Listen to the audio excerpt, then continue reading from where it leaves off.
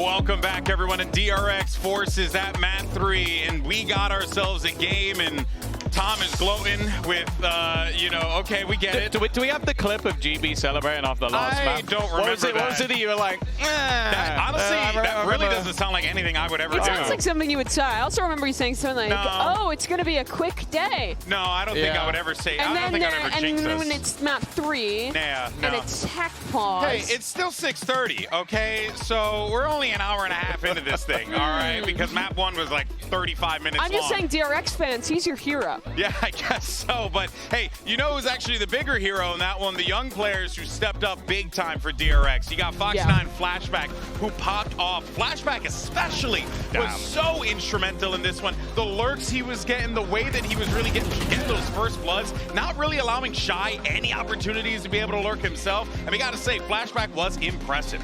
Yeah, it was actually one of the best performances I've seen from him. A youngster on the stage, you're always going to question pressure. Yeah. We spoke about it after that first map, like, were they going to crumble? Were these youngsters not going to be up to the standard? That's ridiculous. He was kind of good. Yeah, those numbers are pretty high, I would say. An excellent game from Flashback, and from DRX as a whole.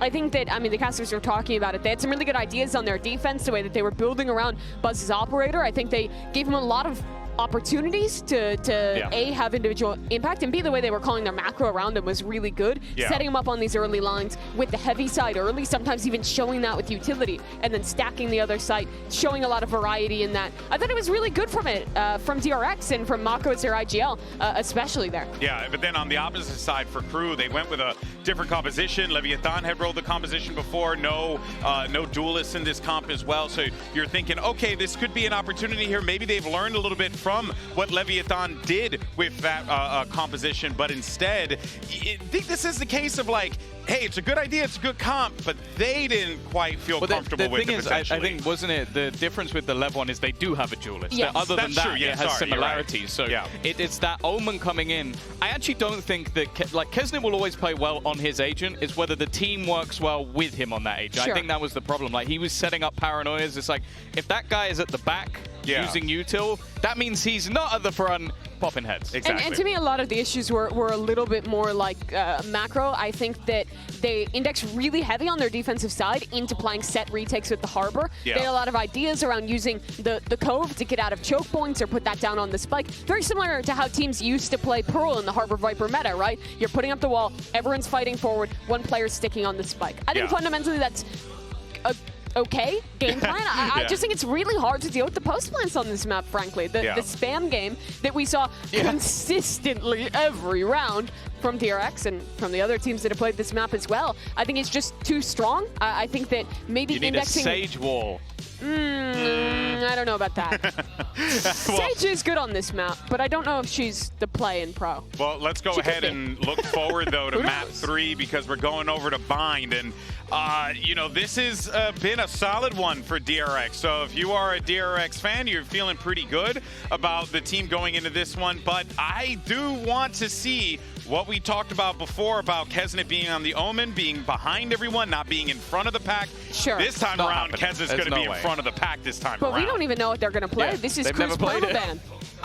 But I mean, realistically, they've not played it for a whole year, realistically, like, do you really think Kesnit's not going to play Duelist on Bind? He's going to play Race. Yeah, he's going to play Race. So you're going to have him be that tip of the spear for the lineup, which is what found them that success in map 1. So if they can lean on that again here, they could very well walk away with a dub. That being said, though, I think DRX are feeling a little bit more confident. And if these young guns at a global event start to step up the way they did in map 2, it's going to be quite problematic for the LATAM squad to figure out. They've got more data than they could ever need. The last time that it was played by DRX, they lost 18-16 on this map. So you can basically have watched every single round a million times just in that matchup, and you'll have everything to try and break down what your opponents are doing. Maybe you can try and throw a spanner in the works here and there. But that was against Gen G, who I think is presently the best team in the world, I think, in most people's opinions, after their early performances here and winning the last global event. They play the 100 Thieves comp with the Fade and the Gecko, and I think they play it really well. Their defensive protocols looked on point. I think the coordination between the initiators was really nice on the timings they were using to pull out those util combos, and, well, it's not as much opping as we saw on Abyss. Buzz is still going to be a menace on the defensive side in this comp when he's playing the Raze. Yeah, we're gonna have to look out for that for sure, because if Buzz gets firing again here, how does Crew try to shut that down when he's already feeling comfortable like that? Whew, it's gonna be real difficult. We got a little spoiler there, the Agent Select, but it looks like Crew is also playing the Mirror here with that same 100 Thieves comp with the Gecko and the Fade. I think it's the best comp on this map right now, and Crew have played, or at least watched, other teams in Americas play this a lot, and I imagine scrimmed against it as well. The only thing is, I feel like if you're going to come in as the team who's never played a map, I feel like you need to go a little bit bold. Because if you come in, you haven't had the reps on LAN, you haven't had the reps in the server, it's only been in the practice, which sure, you're going to learn a lot from.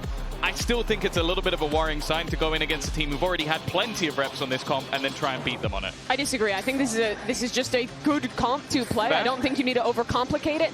You have a lot of odds you can watch of how to implement this one, and I think that Crew have played similar ideas before with the Gecko combo comps. I'm not worried about the comp, I'm worried about the team and how they can bounce back into this third map. That's right. Well, here we go, folks. Map 3. Which squad is going to be starting champs with a big dub? Let's send it back over to your casters. You got Brendan Sideshow yet again for the call.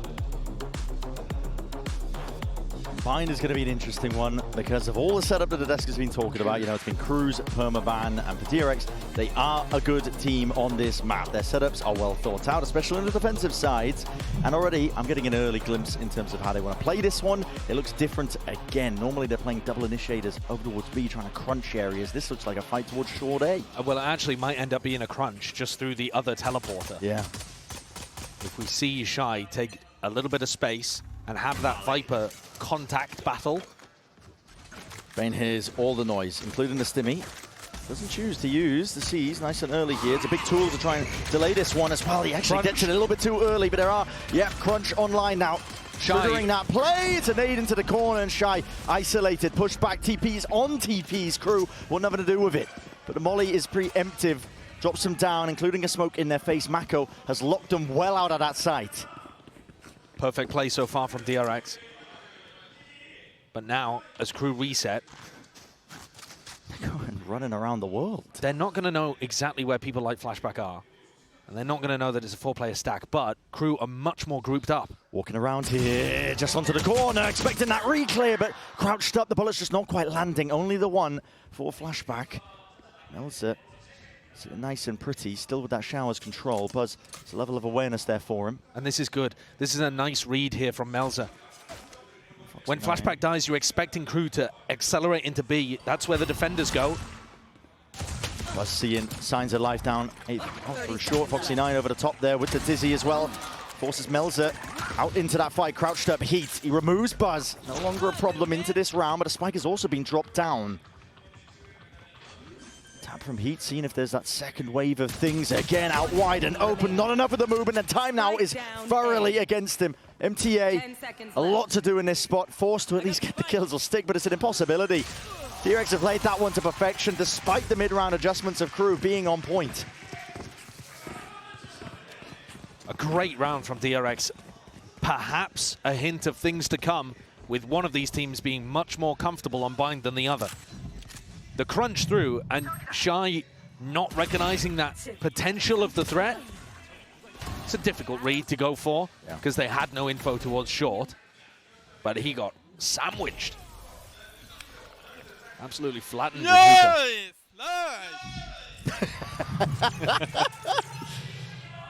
There's some emotion.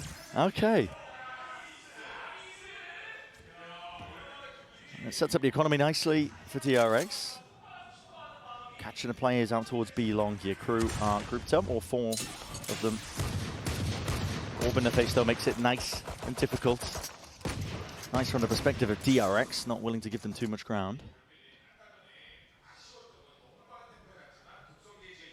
Just trying to piece off the map, portion by portion, see if they can build up to large ultimates. Normally you're going to see the attacking team want to build up their Thrash first. It's the one that tends to come online. Take a little bit of a TP here, straight into the open arms of Bane. That is a lovely adjustment. A lot to overcome there, even if they are eco kills. That might let him catch up to Heat's ultimate. Yeah, shows that he's on point with it. large part of this composition that KRU are running. It relies on the ultimates to try and generate fast execs that can't really be stopped by anchoring players. And they don't really have one. They're going to be heading into round 3. Heat's the closest. And that Nightfall, I don't think it's on its own good enough to really be a massive execute tool. Yeah. You can get a lot of room over towards B if you take Long and Hookah. But Heat is still 3 away from that. So, you know, we're not really going to see it online for a little while. DRX with an opportunity to convert on a bonus round. Flashback takes up position in Hookah with a judge. That's brutal to get through. At any time on Bind, in any part of this map's history, that is brutal to get through. Doesn't matter if you're on a bonus, man. Listen, it's good, even on a full buy. I'll find you.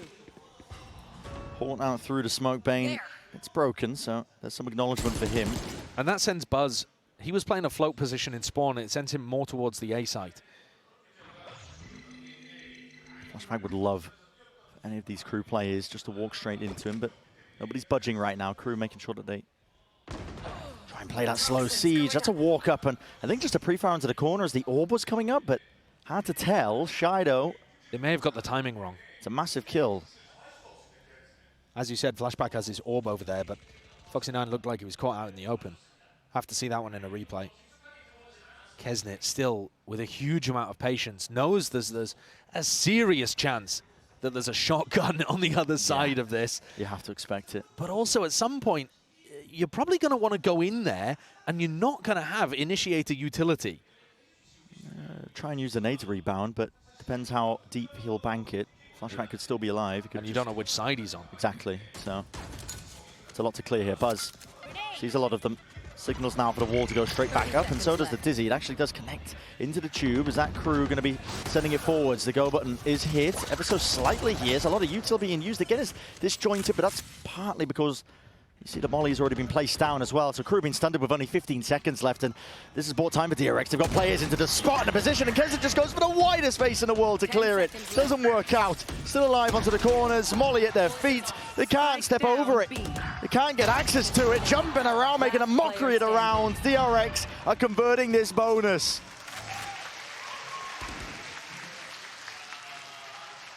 From what we've seen on Bind so far, and from what we saw in Abyss, it's like a totally different team for KRU. They haven't even been pushing DRX that much. Yeah. You know, rounds like that, they fall apart so easily.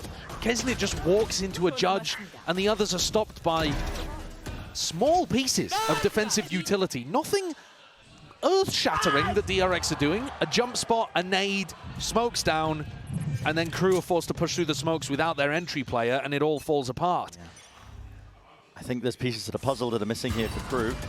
I agree. If you're playing the attack side, you have to pull out the mollies, snake bite, mosh pit, whatever it might be, but any sort of that stall util in every capacity as well, because it's going to deny the plant, it's going to deny you even being able to go into these execs, and you're going to be tested in that space. We've been talking a lot about kind of mentality with these teams, especially because DRX got slapped around, dismissed on map 1, it immediately was answered back on Abyss, with a rather tilting tech pause for KRU.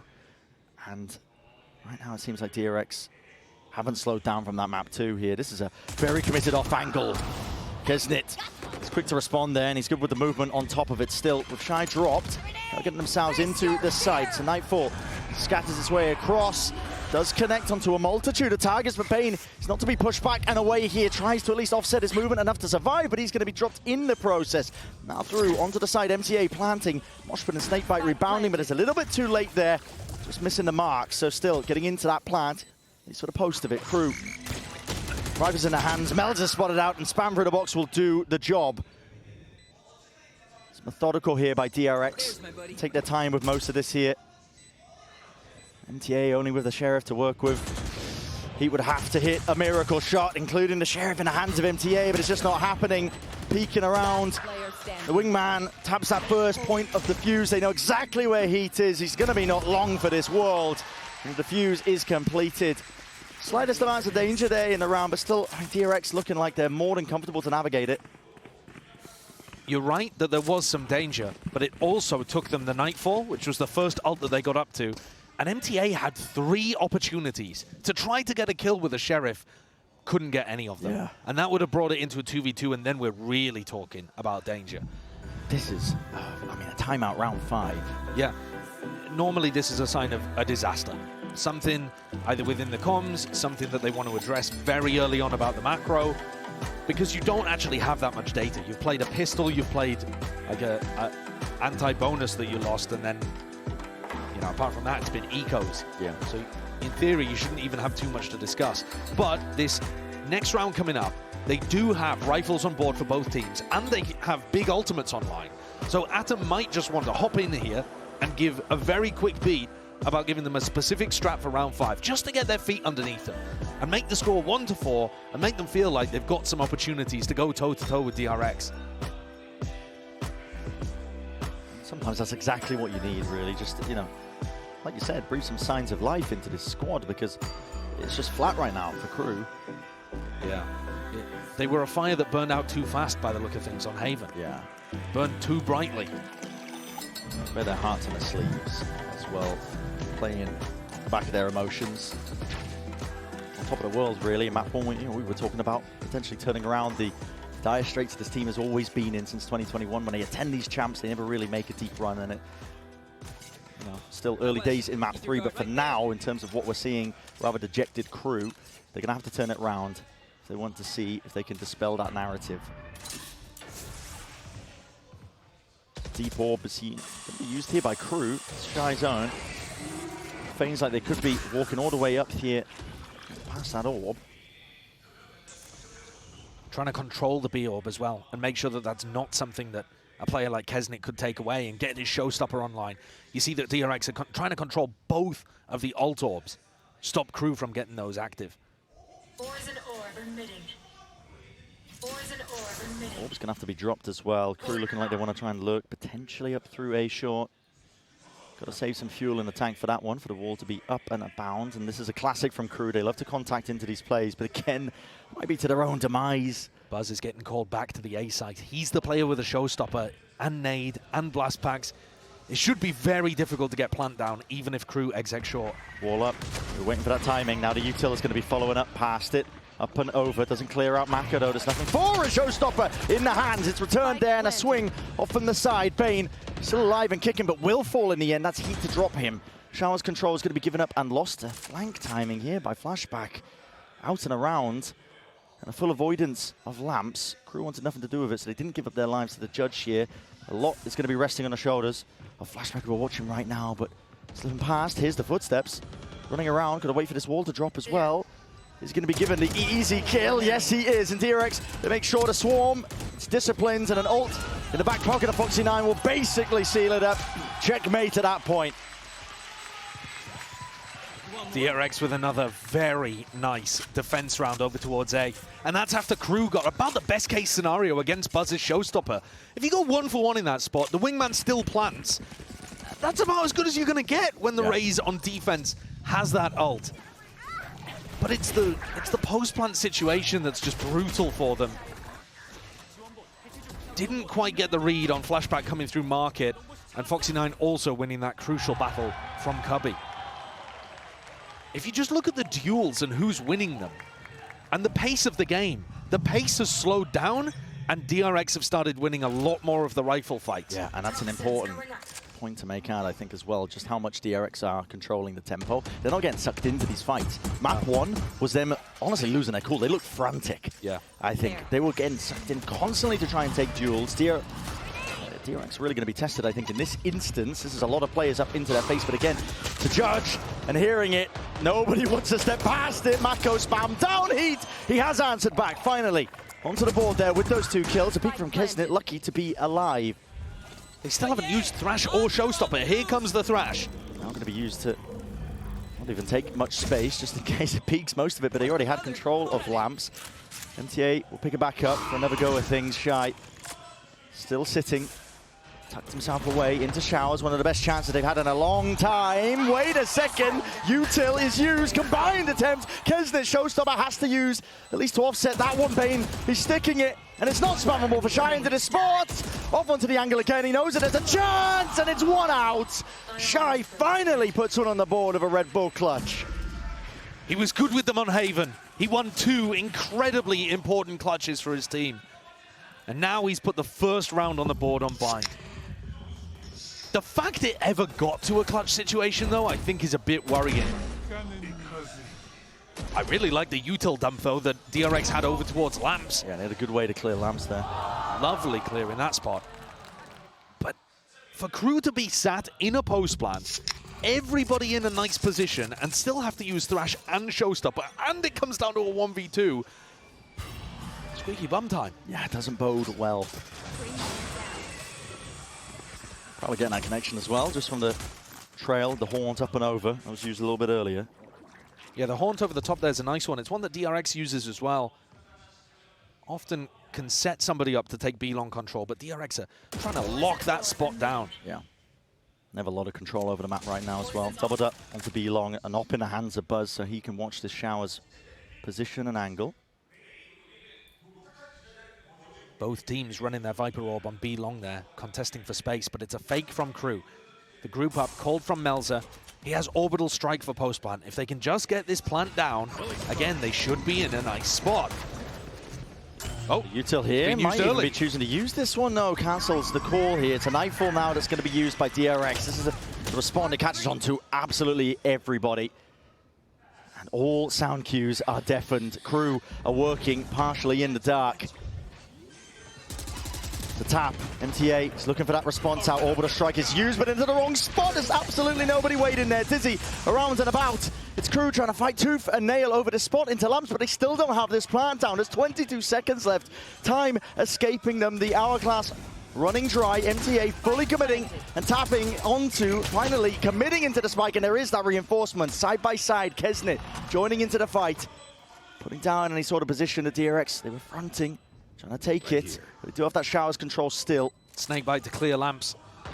It's going to be the important elements here. Buzz has already picked up one, but it's already equalized. Nade into the hands, Kesnit. Util out and away. Movement by Bane, almost enough to isolate. Still, players are dropping KRU. Another chance, and it's grasped firmly here to put that second on the board. More solid in the post plant there, KRU. After a very bizarre ultimate from Melzer, it must be said. But KRU, with that patience, Lamps control, then tried to fight a bit towards backside, never really getting lost in these situations, and starting to win those duels as well, even in slower paced scenarios. I will say, Bane made a good go of it. Did a lot of damage to the short player, and Kesnit in the pocket. Yeah, I still feel like DRX are attempting these fairly nicely. Maybe the operator's not the play, though. If KRU are putting a heavy emphasis on walking down behind the Viper wall and then just execing short, your op is not going to be able to find too much value. We've seen this before when we were watching the Americas teams, and Aspas was struggling with it. Yeah, I think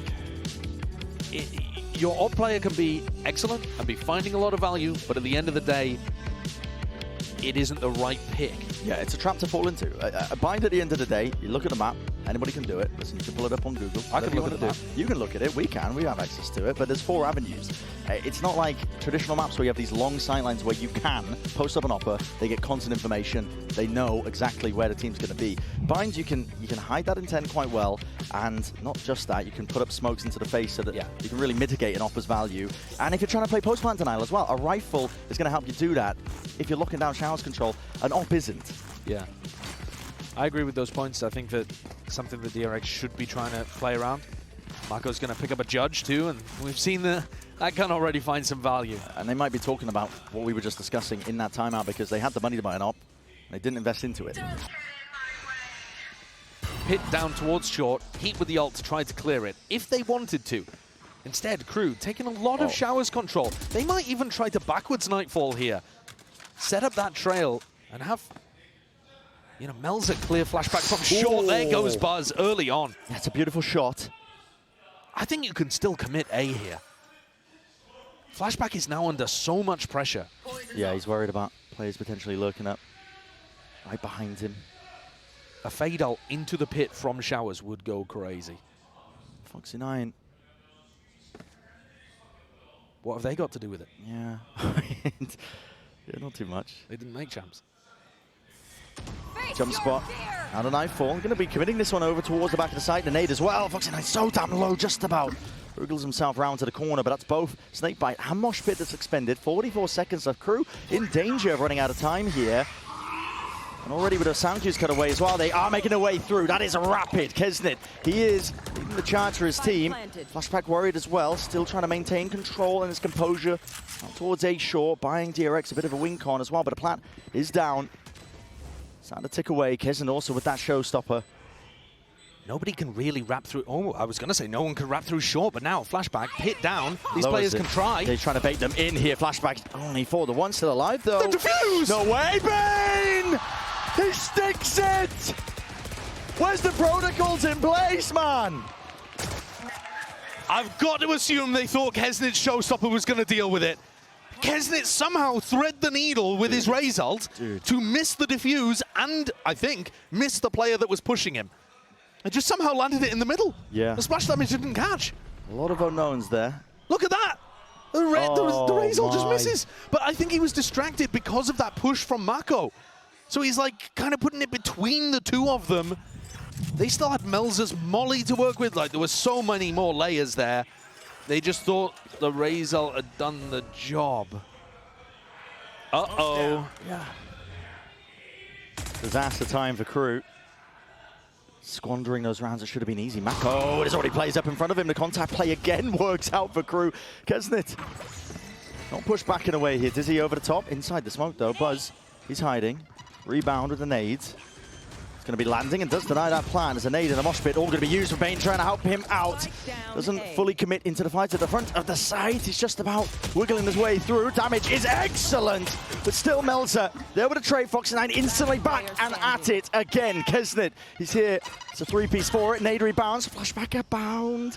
This guy, there's no safety in terms of anywhere that he can stand as that solo play, and they give it up. Crew, got nothing to do with this.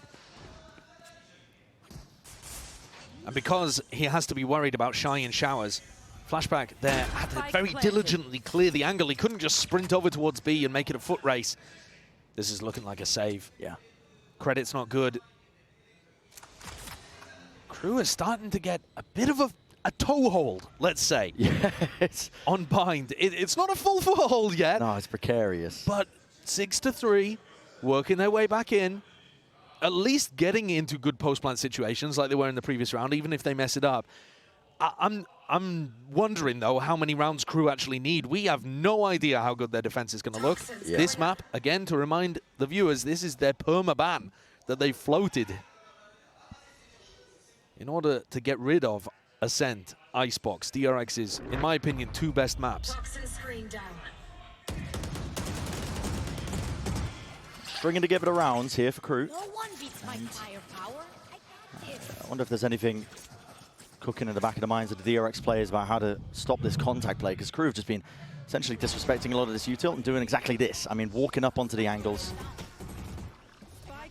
And you might want to buy an operator, but again, you fall into that prior trap of, you know, maybe then they avoid the operator, they go into a different site. I think get value from it. You could try to take aggressive short control. Yeah. As it looks like they're doing that pistol round setup that we talked about.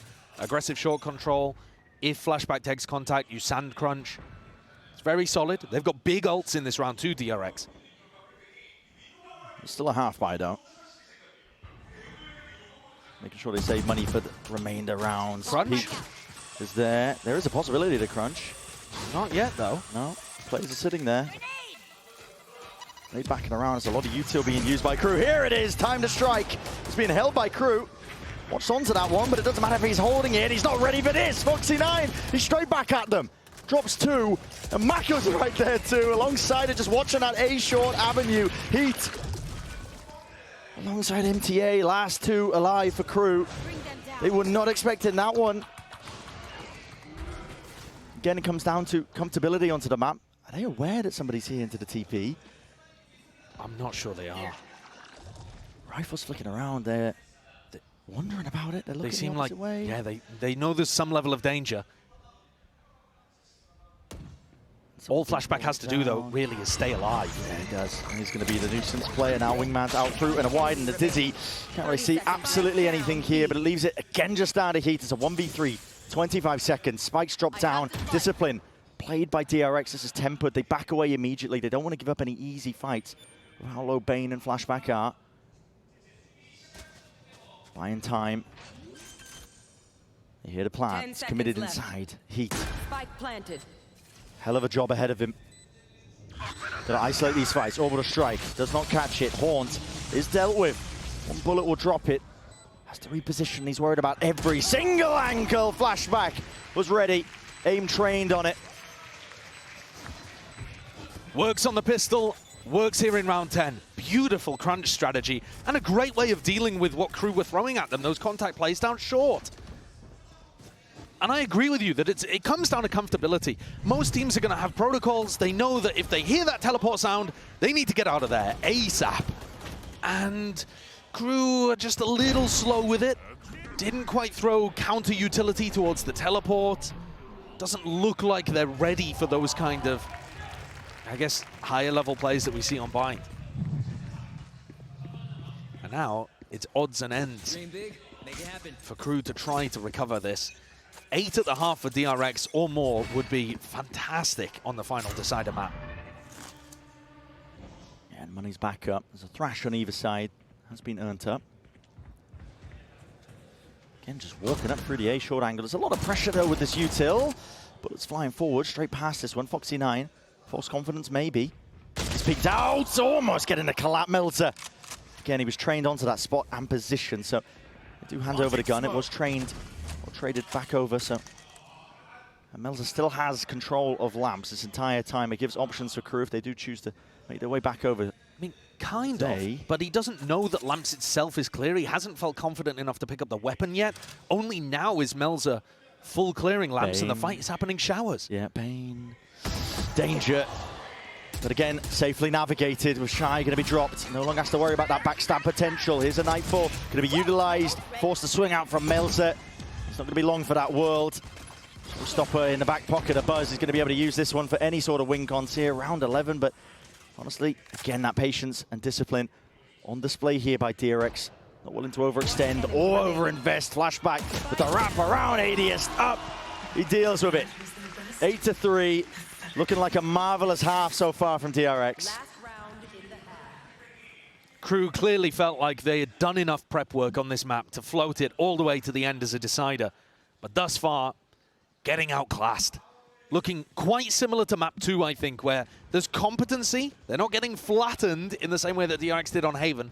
But at the end of the day, each round seems like there's a mistake or an extra play coming out from DRX to push things. Yeah, and you have to think maybe the gamble floating this map against the DRX that have looked competent even at some of the worst times on this map regionally. Yeah. Hasn't quite paid off. Huge ultimates here for crew. If they want to try to push things across the line and get at least 4, trying to work towards the pistol and close the gap to 2 in the next half, they need to be able to get value out of stuff like the Thrash and the Nightfall. I've just noticed the buy. I mean, Buzz has got an operator at his feet. At least he did. He's handed it over to Bane. It's a double op setup. Tasted their own medicine from map 1. Yeah. Why not when it's flourishing in this way and form? The peak, of course, it's punished there. Foxy9, sharp. Oh, yeah. Rifles ready to be picked right back up again. Thrash out and through to Seize and a Mosh, all going to be used. 50 seconds down. Wait this one out, but there's a gap. I think Bane not actually going to be caught by that one. Showstopper used up and over the top here. Dizzy has to be used to respond, and now Buzz right back at it. Ult of his own, revealed up. Spamming and praying and spraying away. Bane is losing track, but still wrangles the kill. Rifles are there, and they put down these crew players. Even with crew trying to set up a 2-phase push there, the Thrash to bait out defensive utility and then go forwards. Even with them learning as the map went on how they wanted to approach their attack side, DRX 1 step ahead. The power of experience coming from a team with 3 rookies. Fully turn this one around and now looking primed to take this series.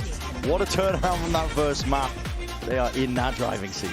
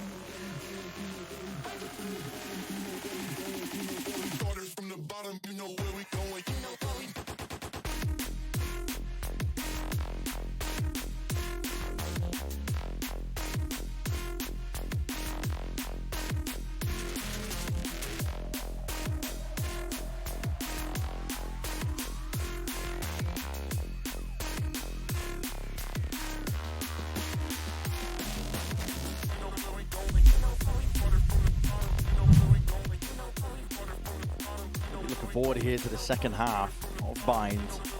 And if Crew did have anything up their sleeves, it has to be on Showcase. Here and now. Starting with that pistol round again, I feel like a struck and broken record sometimes, I think, when we're talking about this, because, you know, often when the team is down, it has to begin there. At the same time, even if they do get a pistol, this is going to be an enormous uphill battle for Crew. They don't have the experience on this map. They don't know how their defense is going to work.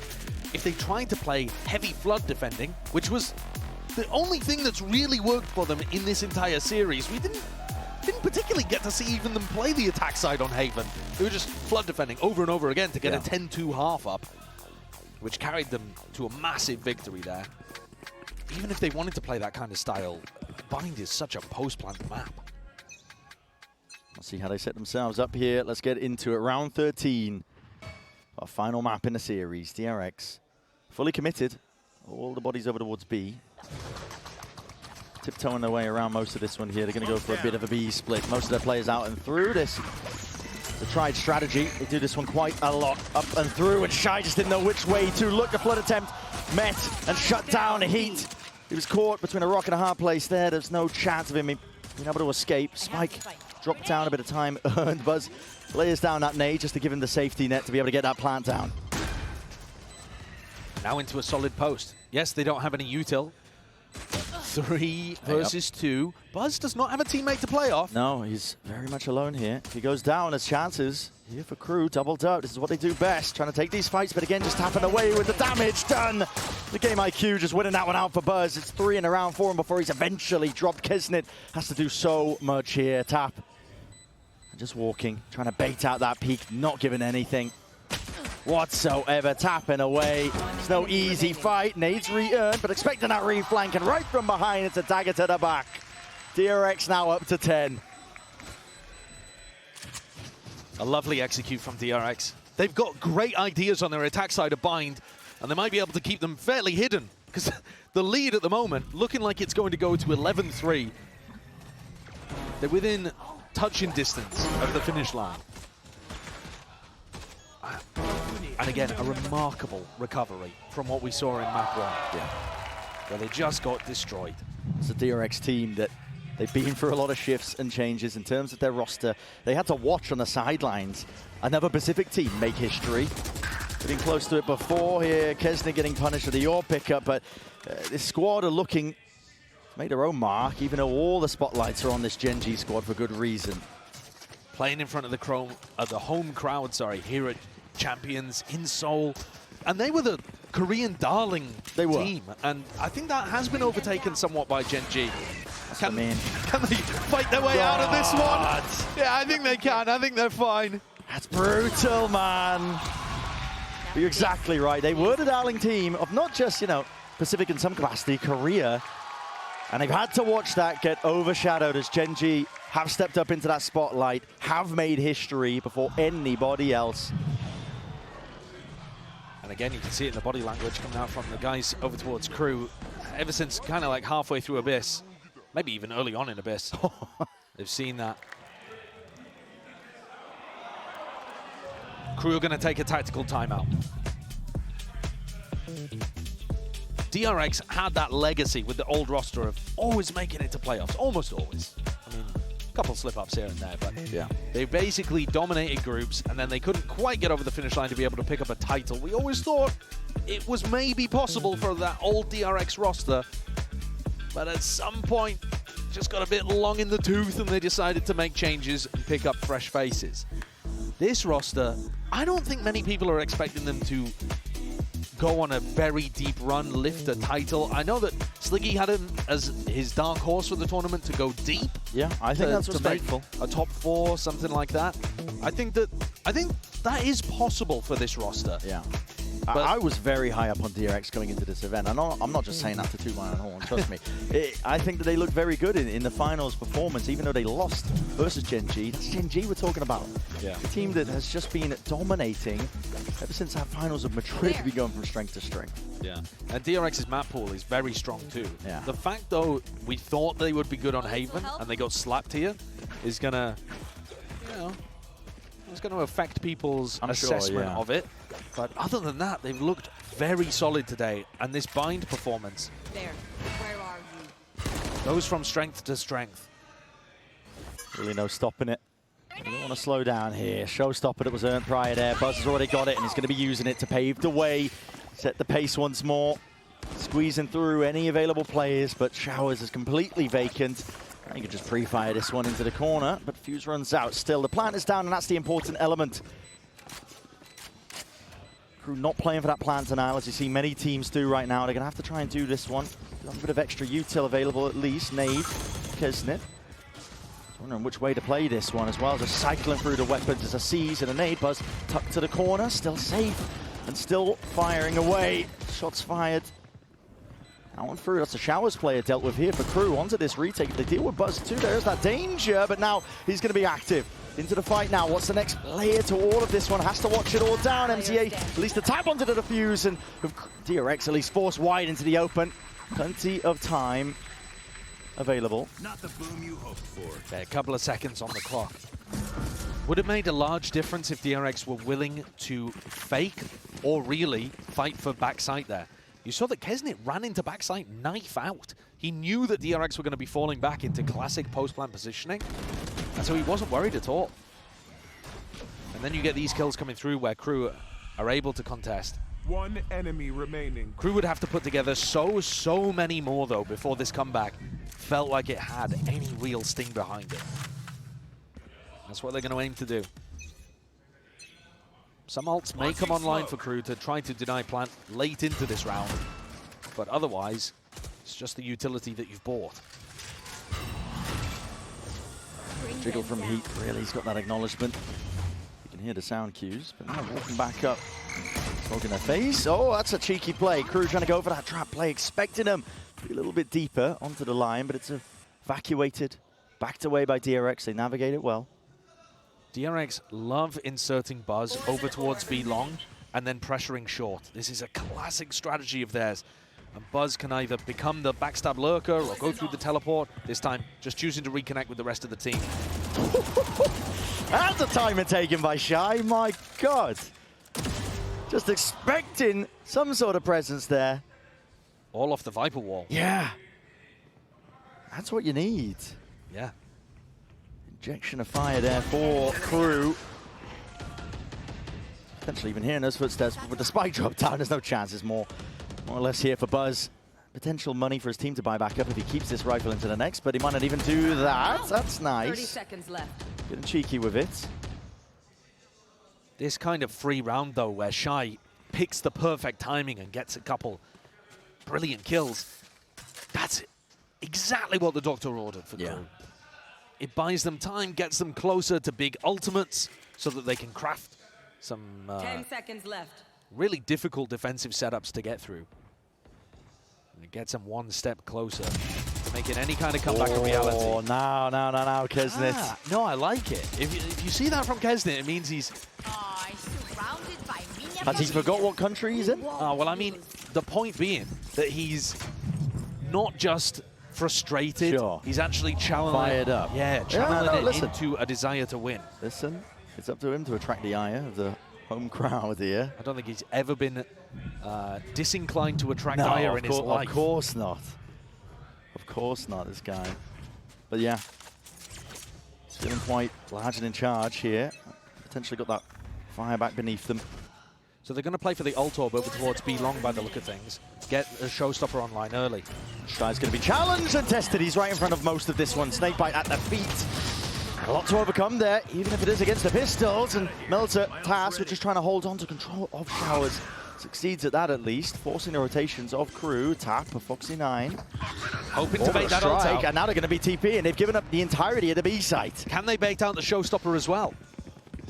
Could be a victory here for DRX, even if they don't get this plant down. If they manage to pull these ults out of them, Wingman planting. Kesnit to nade, rebounds across and away. Not enough damage, I don't think, to break this one. Mosh pit into the corner.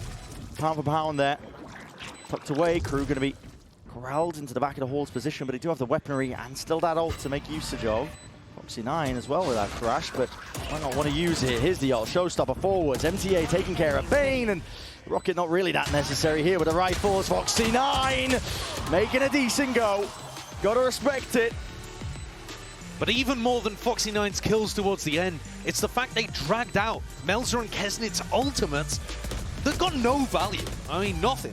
It was just a cheap tap on A, and then Kesnit trying to make the retake work, worried, even though they're on an anti-eco, even with a player advantage, wanted to secure that round because every round means everything to Crew currently. But unless you're saving ultimates like that, it's going to make the comeback almost impossible. Yeah. DRX are going to take a tactical timeout here. Frankly, I don't think they really need to do that, but Tomi's just looking to stop the rot early. They might have done enough just by, like you said, pulled the ults out of them, making it all the more difficult for Crew to even mount any sort of comeback. DRX have a lovely strat that I watched them run in Pacific, where they haunt over the top towards Garden, the same one that we saw Crew throwing, insert Buzz in that area, B long, and then they'll run, so it feels like a B default at that point, and then they'll double lurk A. So one player tries to lurk down behind the Viper wall short, and one player tries to lurk in showers. Whichever one dies, the other just runs into sight.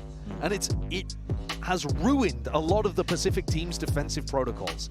We haven't seen them run that strat yet. They pulled it out multiple times to huge success in Pacific. I'm wondering if coming out of a timeout to get a big round on the board, it might be a moment to unveil a strat like that. But on the other hand, they've got two big ultimates that maybe they just want to keep it simple, keep it safe. Exactly. Not just that as well. I mean, maybe taking the timing to think about whether or not Shy's going to be using this ult. Could potentially use a Thrash to clear it, even a Nightfall as well. A really good ult. Making the most of it. You can see, one way going to miss. All good though.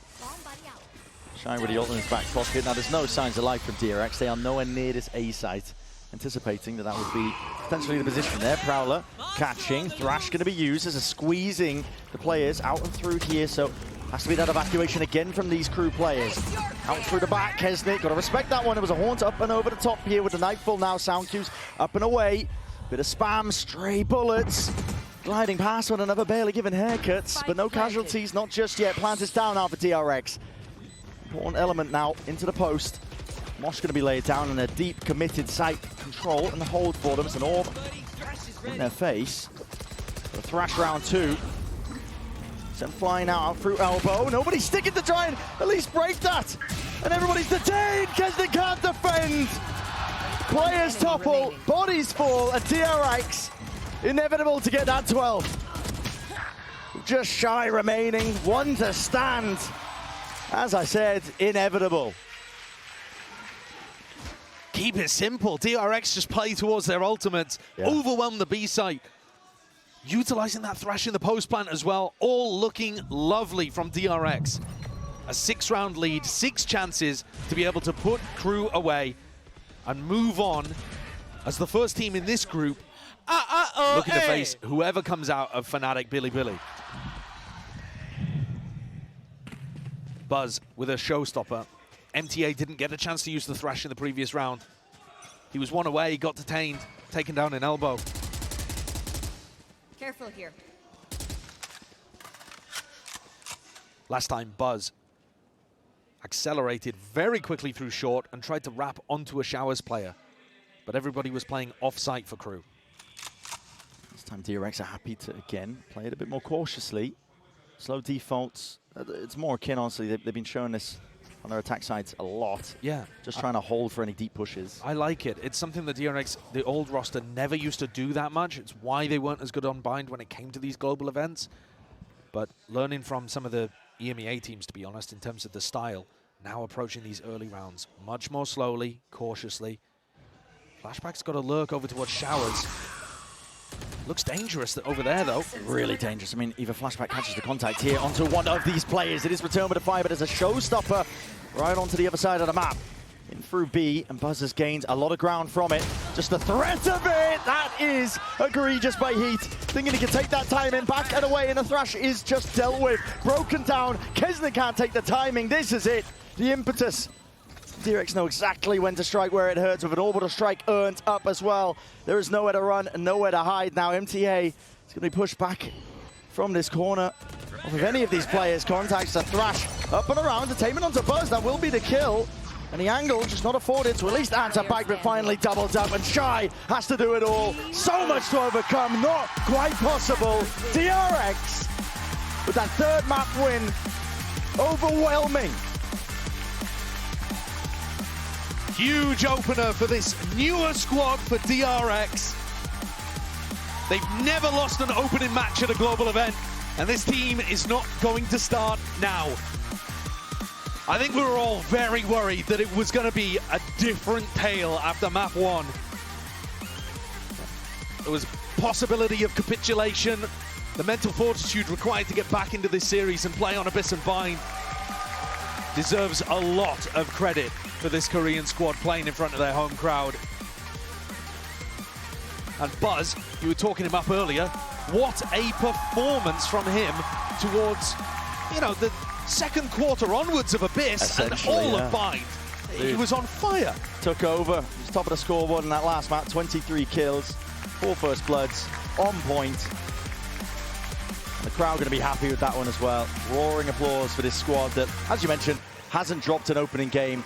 Our champs not really looking to start anytime soon here. They've managed to battle their way back. And honestly, I think there's going to be a discussion to be had about, you know, that shakiness. But to be honest, dissuading that, I think, with how good they looked on map 2, map 3, it was really well put together. They weren't falling into the trap of trying to, you know, fight at the tempo that Crew were doing. They were really just, honestly, kind of just controlling the entire state of the game. Yeah, they slowed the game down a lot, map 2, map 3. A great decision for them, and the maps played into it as well. Yeah. Much more difficult to play those maps at a higher tempo. Crew did win one thing today. They won the classic kill versus classic kill battle. Don't know what that was playing for. Are they going to feel good about that? Yeah. I don't think so. Letting slip a 13-2 lead is brutal. Crew have got difficult opponents coming up as well. Whoever loses to Fnatic Bilibili again, do not doubt. Yeah, do not doubt. Do not disrespect that Bilibili team. What, why are you even saying them? You're disrespecting them by assuming they'll lose against Fnatic. Listen, I'm sorry. We'll be finding out after this match, I'm sure. But we're going to send it down to the floor. I believe we have the Gentle Giant waiting for the interview.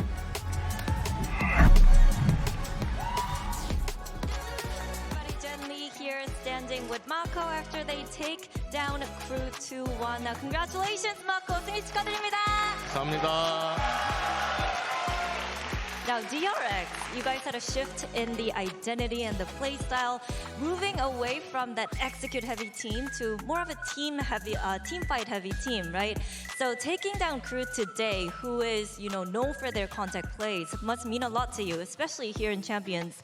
마코 선수 승리 축하드리고요. 뭔가 DRX가 올해부터 조금 교전 위주로 경기를 풀어가는 스타일을 선택해가고 있잖아요. 이런 좀 스타일의 변화를 주고 있는 가운데 크루라는 대표적인 컨택 팀을 상대로 승리를 거뒀다는 게 참 의미 있을 것 같거든요. 오늘의 승리 어떻게 보시나요?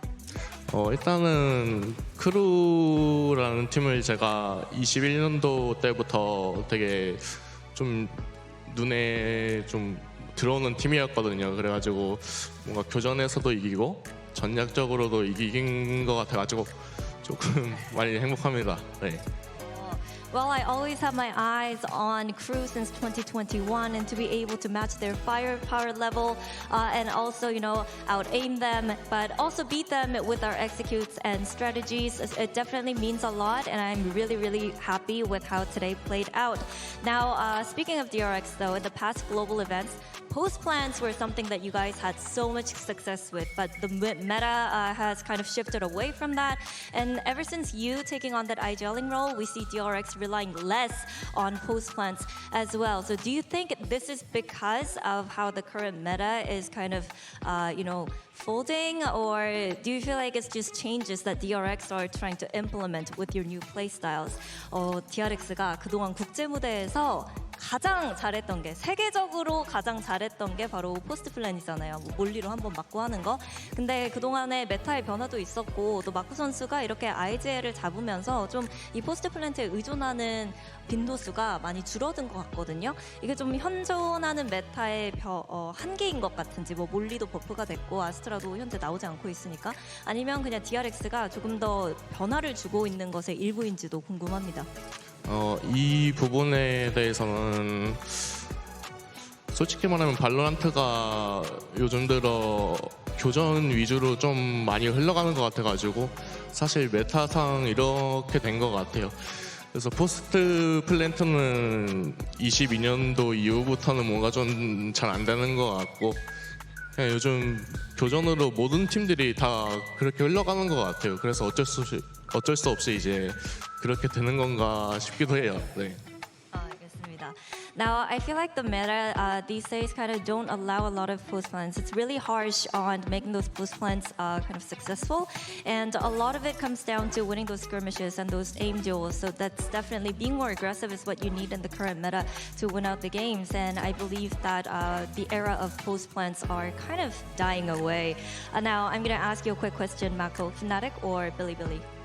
Fnatic. Okay, then you are going up against one of the best IGLs in the world, Bolster. Do you feel like you're prepared for that? How are you feeling?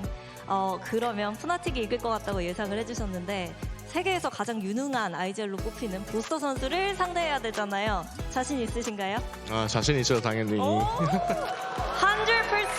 confident against facing Bolster. Now, congratulations, Mako, once again, and good luck against whoever you get to face. Thank you. 이렇게 마코 선수 만나봤습니다. Bolster versus Mako. Is that the matchup we're gonna get? We'll have to wait and see with the next matchup coming up because we have Bilibili taking on Fnatic coming up after the break.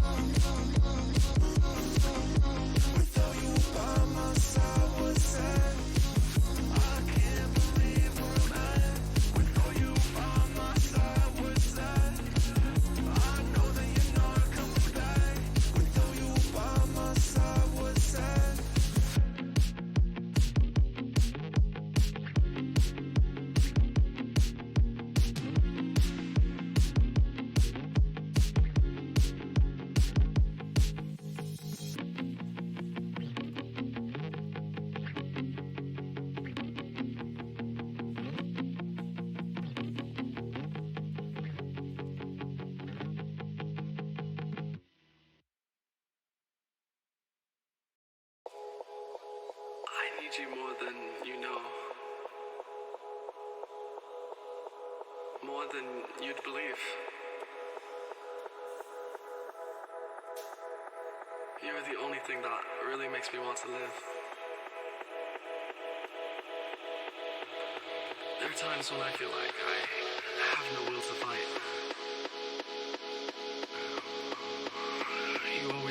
chase away the demons from my mind. You're beautiful inside and out. And I wish to thank you. For you're the one who made me want to stay.